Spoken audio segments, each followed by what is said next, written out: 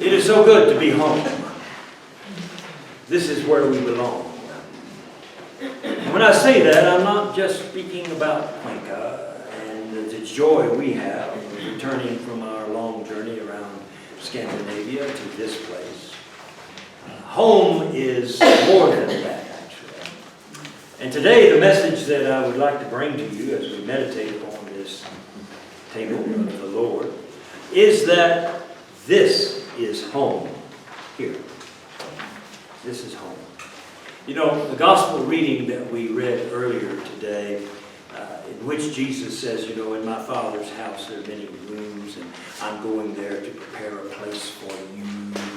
And the idea is that if I prepare a place for you, then I'm going to come back and get you so that you can be where I am also. Now, Jesus spoke that to his disciples before the crucifixion. He spoke those words to them before this meal was instituted on the night of the Passover, basically. So he was letting his disciples know that the Spirit that was within him, the Spirit of the Christ, the Spirit of the divine, the Spirit of the God of this whole universe, was preparing for us a home, a place where we could feel comfortable, where we could feel safe. And as the old TV show used to say, everybody knows our name. You say.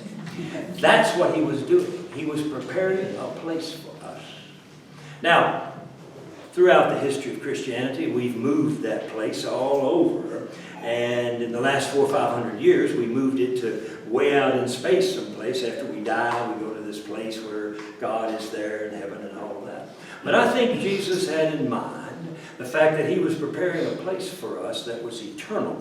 Here today, there in the future, always here with us. This place, this home, where we can come and enjoy the feast of God. And that was what he was attempting to do when he created this meal of bread and juice and wine to remind us of that very important point. We may travel all kinds of places in this world, and I mean both literally and spiritually. We may go all kinds of places, get involved in all kinds of things, do all kinds of things, some good, some not so good. We may do all of that in our life, but there is a time we need to remember. We need to come home and find our base, find our foundation.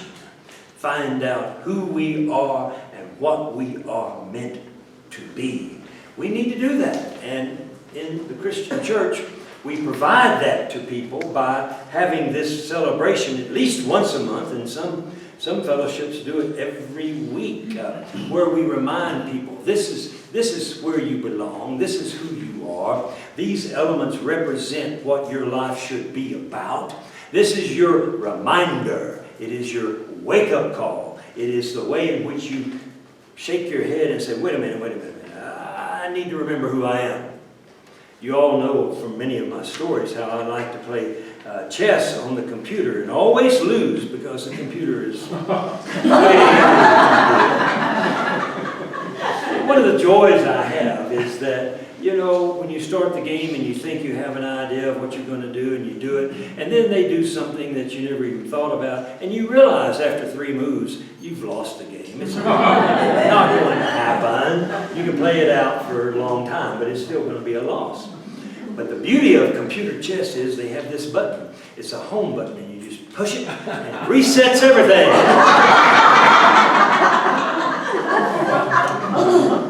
This is what this table is. It's our reset button. It's our home button. It's what we can push when life gets to be so confusing we don't know what to do. When life gets to be so disappointing we don't know what to do. When life gives us a feeling of being lost and we don't know where we're going to go, how we're going to handle a problem, what we're going to do about it, all the kinds of things that can happen to us when we're traveling throughout this world. We need to come home. We need to come home and taste these things again so they'll remind us of who we are and what we are and why we are here. Now, as I was thinking upon this, in the middle of the flight from Madrid back to Cuenca, trying to go to sleep, which was impossible. But anyway, it occurred to me that when we travel, we see a lot of great things, and we enjoy a lot of interesting cultural things and beautiful nature, and it's a really great thing to travel. But you know, it's not all great. There are things that are difficult about travel. And one of those things actually is the food. Yeah. Mm-hmm. Sometimes you have some delicious food and you enjoy it very much. But after a few weeks, and we were gone for several, you begin to miss your home food, the food that you eat when you're at home watching TV or whatever. You long for that. You wish you could find that comfort food that you're used to. It's great to try new foods and new things. But I remember on our trip that we just took, it was wonderful foods we tasted, but some of them were not so wonderful. Mm-hmm. We went to Ireland, and every hotel had a breakfast for us to eat. And I love fried eggs. You see, I want a fried egg for breakfast, but they don't know about fried eggs. Their eggs are all boiled and cold, or scrambled and watery. And then the thing I really love about breakfast is hash brown potatoes. You know, coming from Texas, you gotta have hash browns, right? So they have all these things you open up, so I thought, oh, that must be the hash browns. I'm gonna open it up. Pork and beans. I grew up in Texas eating pork and beans, and we didn't eat them for breakfast, that's funny. And then in Ireland, they have this thing on the menu, and it sounds so good. They call it black and white pudding. It's, oh, black and white pudding, that's what I really want to eat. No, you don't. It's made out of pig's blood and lard, and they put it on bread. So you miss the food, you see. And the point I'm making is not just the funny way we do miss the food, but the point I'm making is when we live in this world and we try to eat the world's foods, it does not satisfy the way this food satisfies. It's not a home-cooked meal, and this is a home-cooked meal. Here we have the bread, which is the body of Christ, which reminds us of the strength we need, to survive the troubles and the trials and the temptations of this world. Nothing satisfies like that kind of strength. Now, of course, we use symbolic bread, and it's different every time we go about it. But the symbolism is the idea of eating of the strength of God, so you have something inside of you to withstand and endure the world. You know, it's like the world wants to give you pork and beans and blood sausage, but we give you the strength of God here, you see. And that is the point. You need to remember that the world has a lot of interesting and good foods, and you can enjoy those. But from time to time, you need to come to this table and eat the real food, which is the strength of God to endure whatever it is you need to endure. Well, another thing that happens to you when you travel is that if you're not careful, you end up getting lost. You know, this time I thought I had that under control because we were going to take a lot of tours and things, and those people know where they're taking you, so you didn't have to worry about directions. You know, you just get on the bus and go, and all that was great. But there were times where we stayed at certain places, and I thought, well, it'd be nice to go to this place, this restaurant, or this thing. And so I kept it simple. I kept it near the hotel, and I figured, well, we just go outside and walk over there. And, you know, most of the time the Google Maps will show you exactly how to get their little blue dot pointing it over there. How long does it take? Oh, 7 minutes. Well, that's not bad. I can handle that. No problem. That was until I went to Ireland. Never have I seen a country that is unable to give directions. You know, these days everybody uses their phone, and if you're going to travel, you really got to have that chip that shows you how to go and where to go and the blue dot. But even on that, when you get out on the street, it don't look like a blue dot anymore. It's a street with cars. And you don't know whether to go to the left or go to the right. You know, on the screen it looks like you go to the right, so you go that way. But you don't have those little blue dots guiding you because you just ask the person at the hotel, where's this restaurant? Oh, it's down this way and that way. And I think we spent 2 hours trying to find that restaurant. 7 minutes away from the hotel. And it happened to us again in Stockholm. When we stayed there, we got lost again. The point is that when you travel, you're not in familiar territory. And sometimes it works out, and you find your way, it's all great, and that's good. But many times when you travel, you feel a little uneasy about, am I in the right place? Am I going the right direction? You find yourself not being where you should be. That's what traveling is about, and especially many times these days, and especially these days when you ask somebody for directions.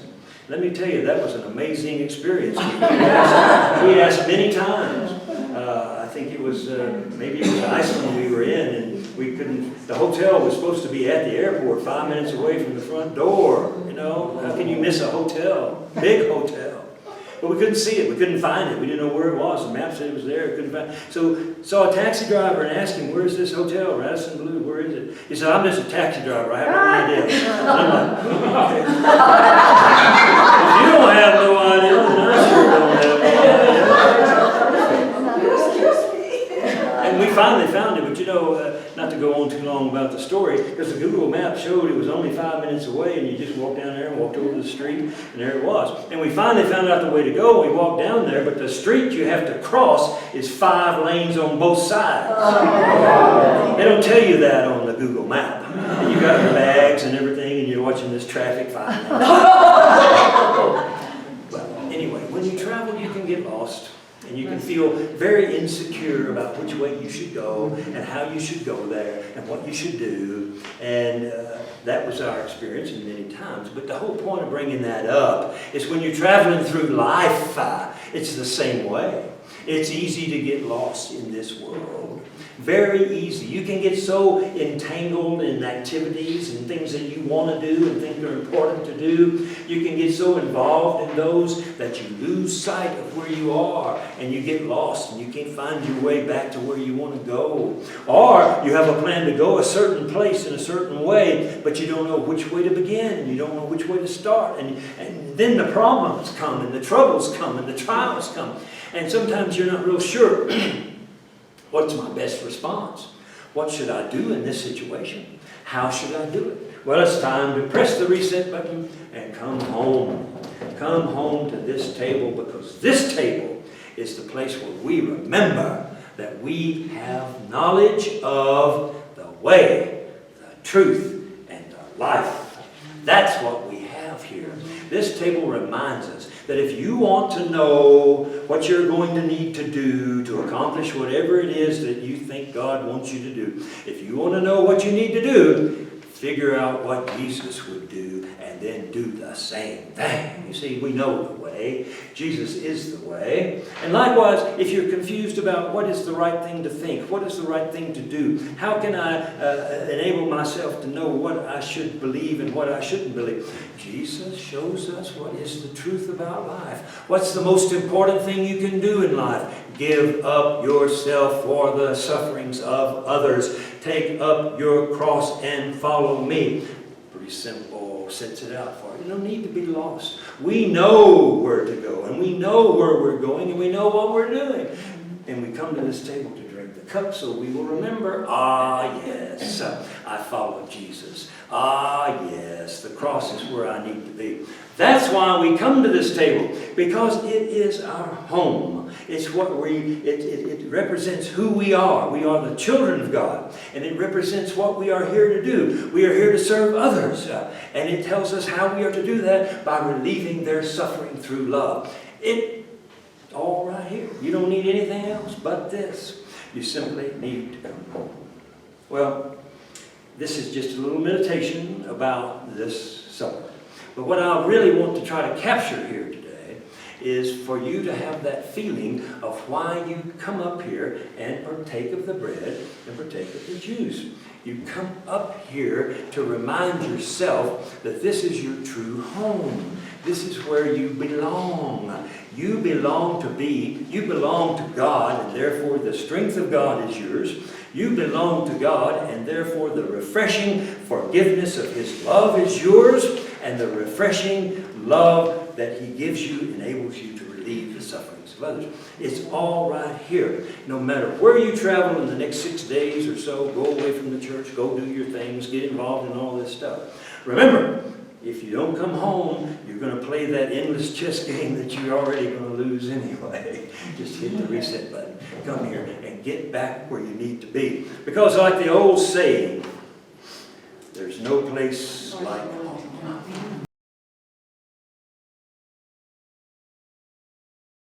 Receive now your benediction. Go forth with the blessings of God in your heart, with the love of God in your mind, and with the joy of God in your soul. For you know and can know every day that you have a home where you belong. Amen.